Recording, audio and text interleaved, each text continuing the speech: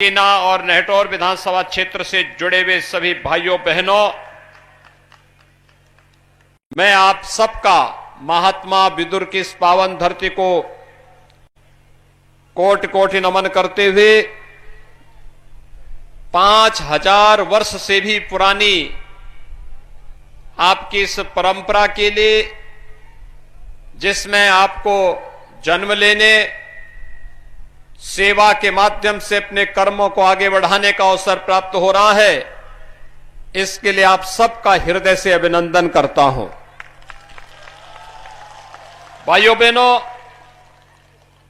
14 फरवरी को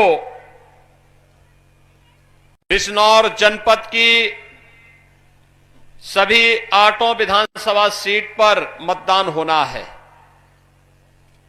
और 16 फरवरी को संत शिरोमणि रविदास जी महाराज की पावन जयंती का कार्यक्रम भी है।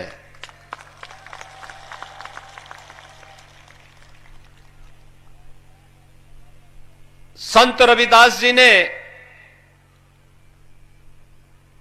उस कालखंड में भक्ति के माध्यम से सिद्धि की जिस पराकाष्ठा को प्राप्त किया था,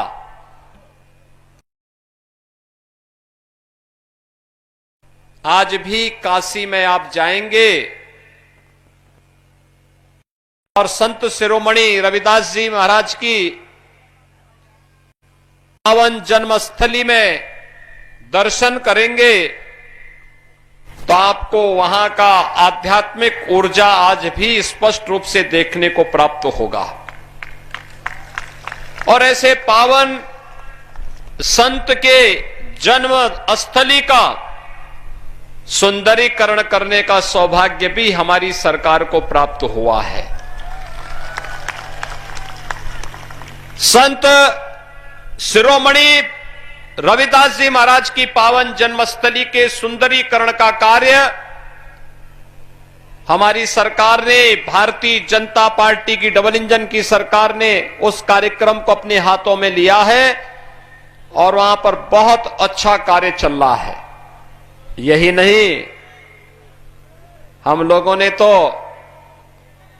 भगवान श्री राम को जन जन के आदर्श बनाने वाले महर्षि वाल्मीकि की पावन भूमि लालापुर के भी विकास के जिम्मेदारी को अपने हाथों में लेकर के सरकार से भरपूर धनराशि वहां के लिए भी उपलब्ध करवाई है। महर्षि वाल्मीकि की जयंती के अवसर पर आपने देखा होगा, हमारी सरकार, भारतीय जनता पार्टी की डबल इंजन की सरकार ने हर देव मंदिर में रामायण के खंड पाठ के आयोजन को प्रारंभ करवाया। पहले रामायण का पाठ करना पिछली सरकारों में सांप्रदायिक माना जाता था, लेकिन हमने कहा भाई राम तो सबके हैं और राम के बगैर कोई काम भी नहीं हो सकता। जन्म लेने से लेकर के अंतिम यात्रा तक एक ही नाम साथ चलता है और राम का नाम चलता है। तो फिर राम नाम का यह उच्चारण कहीं होना चाहिए, तो राम को हमें देने वाले महर्षि वाल्मीकि की पावन जयंती के अवसर पर होना चाहिए और अखंड रामायण का पाठ हमारी सरकार कराती है। भाइयों बहनों, फर्क साफ है।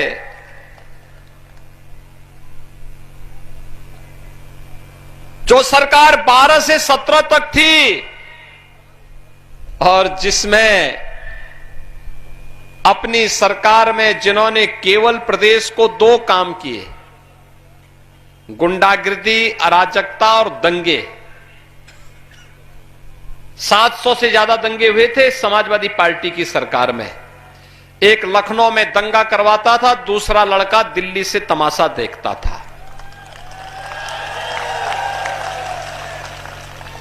गुंडे इस कदर हावी थे कि बेटी स्कूल नहीं जा पाती थी, किसान अपने खेत में खेती करने नहीं जा सकता था, महिलाएं बाजार नहीं जा पाती थी और जो व्यापारी घर से निकलता था वह सोचता था कि घर शाम को वापस आ पाऊंगा कि नहीं आ पाऊंगा।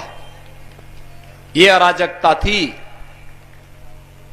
कर्फ्यू लगता था, महीनों महीनों तक कर्फ्यू रहता था। आम जनजीवन अस्त व्यस्त रहता था। एक काम तो ये समाजवादी पार्टी की सरकार का, उनके गठबंधन की सरकार का था, और दूसरा काम न सड़क, न बिजली, न पानी, न चिकित्सालय, न विद्यालय, न विश्वविद्यालय, न मेडिकल कॉलेज, इन सब पर तो उनका ध्यान ही नहीं था। आपके बिजनौर जनपद को तो उन्होंने डार्क जोन घोषित कर दिया था। न बिजली मिलती थी, और ये हैंडपंप वाले भी सूखे सूखे थे। हैंडपंप उखाड़ने की पूरी तैयारी कर ली थी इन लोगों ने, तो डार्क जोन बना दिया था। उनका विकास एक ही जगह दिखता था उस समय, और वह था कब्रिस्तान की बाउंड्री वाल तक। लेकिन भारतीय जनता पार्टी की डबल इंजन की सरकार ने आपके बिजनौर जनपद को एक मेडिकल कॉलेज भी दिया है। विशेषज्ञ स्वास्थ्य सुविधा का एक मेडिकल कॉलेज। अभी डॉक्टर यशवंत सिंह जी के पुत्र मुझे मिले थे, उन्होंने एमडी किया है, एमबीबीएस के बाद एमडी किया है। दिल्ली में राम मनोहर लोहिया चिकित्सा संस्थान में वे कार्य कर रहे हैं। मैंने कहा बेटा, आप तुम्हारे बिजनौर में ही मेडिकल कॉलेज बन रहा है, इस मेडिकल कॉलेज में सेवा करना और बिजनौर की जनता की सेवा करना। यहां का नौजवान कहीं भी डॉक्टर होगा, बिजनौर में आकर के वह शिक्षक बनेगा, प्रोफेसर बनेगा, यहां की जनता की सेवा करेगा और नए नौजवानों को डॉक्टर बनाने का काम भी करेगा। आज डॉक्टर बनाने की फैक्ट्री भी हम आपके ही जनपद में लगा दे रहे हैं। अब बाहर नहीं जाना पड़ेगा। डिग्री कॉलेज बन रहे हैं, पॉलिटेक्निक बन रहे हैं, आईटीआई बन रही है। बेसिक शिक्षा परिषद में हर बच्चे को 2 uniform, bag, books, shoes, socks, ये सभी सुविधाएं उपलब्ध कराई जा रही हैं। बालक और बालिकाओं के अलग अलग टॉयलेट, ऑपरेशन कायाकल्प में हर एक विद्यालय में फर्नीचर, लाइट की व्यवस्था, स्मार्ट क्लास की व्यवस्था। 54 लाख बच्चे बढ़े प्राथमिक विद्यालय में, बेसिक शिक्षा परिषद के विद्यालय में, जहां गरीबों के बच्चे पढ़ते थे। पिछली सरकारें में खंडर बन चुकी थी।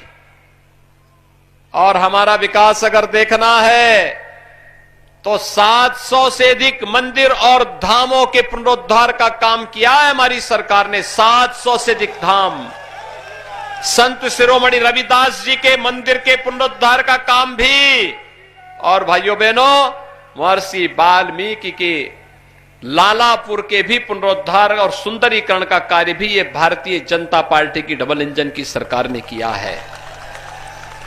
हमने अयोध्या में राम मंदिर के निर्माण का कार्य भी शुभारंभ किया है, तो काशी में काशी विश्वनाथ मंदिर के भव्य धाम का भी स्थापना का काम प्रधानमंत्री मोदी जी के मार्गदर्शन में संपन्न किया है।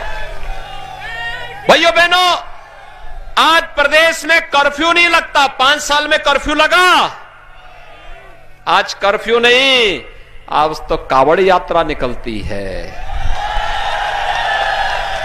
क्या निकलती है? कावड़ यात्रा। वे कर्फ्यू लगाते थे, हम कावड़ यात्रा निकाल रहे हैं और हर हर बम बम का नारा लगा करके भगवान शिव की आराधना करते थे। वे लोग व्यापारियों पर बम फेंकते थे, किसानों पर बम फेंकते थे। हमने तो कावड़ यात्रा निकाल करके ही नारा दे दिया, हर हर बम बम। अब बमबाजी नहीं होती है। बमबाजी करने वाले दूसरे लोग की यात्रा में या जेल की यात्रा में जा चुके हैं। भाइयों बहनों, गन्ना किसानों की गन्ना मूल्य का भुगतान, मैं आ रहा था, देख रहा था बिजनौर, मेरे लिए कोई इस सेफई खानदान के लिए बिजनौर दूर होगा। मेरा तो जन्म भी बिजनौर के बगल में हुआ है, तो बिजनौर मेरे लिए दूर कहां है। पहले के मुख्यमंत्री नहीं आते थे, मैं तो दर्जनों बार आ चुका हूं, एक महीने में चौथी बार आ रहा हूं मैं आपके बिजनौर में। और मैं देख रहा था गन्ना ही गन्ना, गन्ना ही गन्ना है। पिछली सरकारें क्या करती थी, इन चीनी मिलों को बंद कर देती थी। चीनी मिलों को बंद करने के बाद यहां पर गन्ना किसान तबाह होता था, वो खेतों में आग लगा देता था। चीनी मिलों को औने पौने दाम पे बेचता था, वर्षों तक गन्ना किसानों का गन्ना मूल्य का भुगतान नहीं हो पाता था। भाइयों बहनों, हमारी सरकार ने पिछले 4.5 वर्ष के दौरान 1,69,000 करोड़ रुपए का गन्ना मूल्य का भुगतान किया है गन्ना किसानों के खाते में। 1,69,000।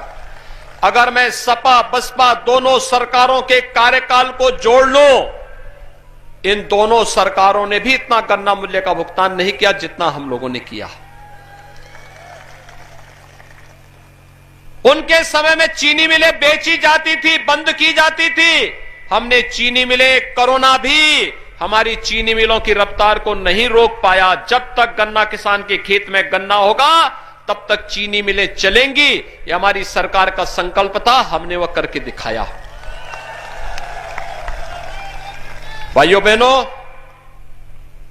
सपा की सरकार में कुल 10,000 करोड़ रुपए का गन्ना मूल्य का भुगतान हुआ था बिजनौर जनपद में। हमारी सरकार में 16,290 करोड़ रुपए का अब तक गन्ना मूल्य का भुगतान हो चुका है। किसानों की फसल ऋण माफी का भी कार्यक्रम, लगभग 93,000 किसानों का ऋण माफ हमारी सरकार ने किया था बिजनौर जिले में।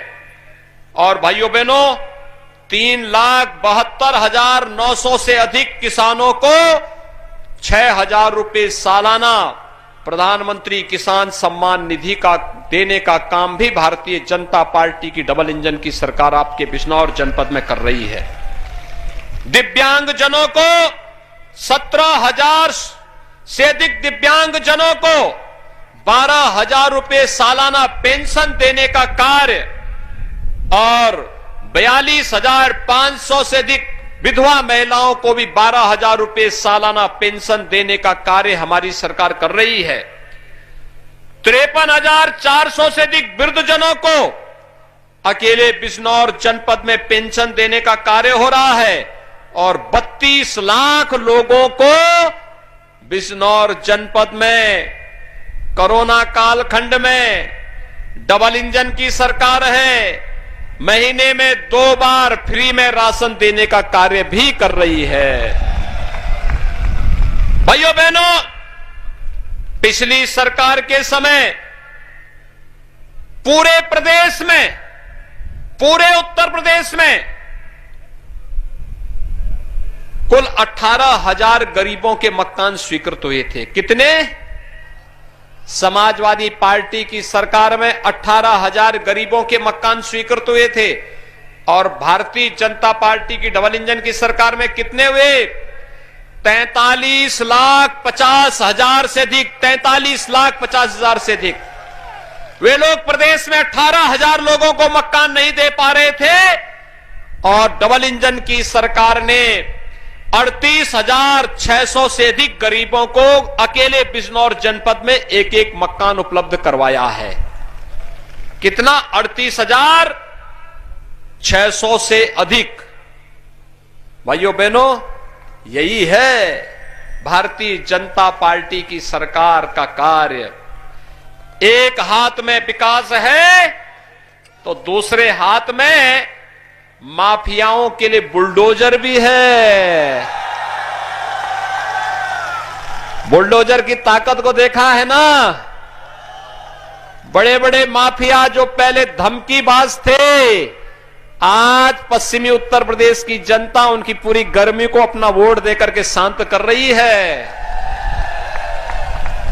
और इसलिए भाइयों बहनों, ये दंगावादियों को ये आपराधिक मानसिकता के माफियावादियों को, ये गरीबों का हक छीनने वाले अपराधियों को, बेटियों की सुरक्षा पर सेंध लगाने वाले सहोदों के खिलाफ एक ही इलाज है और वह भारतीय जनता पार्टी। एक ही इलाज है, वह है भारतीय जनता पार्टी। भाइयों बहनों, आज बिजली मिल रही कि नहीं मिल रही है? कोरोना कालखंड में फ्री में टेस्ट, फ्री में उपचार, फ्री में वैक्सीन। कितने लोगों ने वैक्सीन ली है? अभिनंदन आपका। प्रदेश में 100% लोगों ने पहली डोज ले ली है और 75% लोगों ने दूसरी डोज भी ले ली है।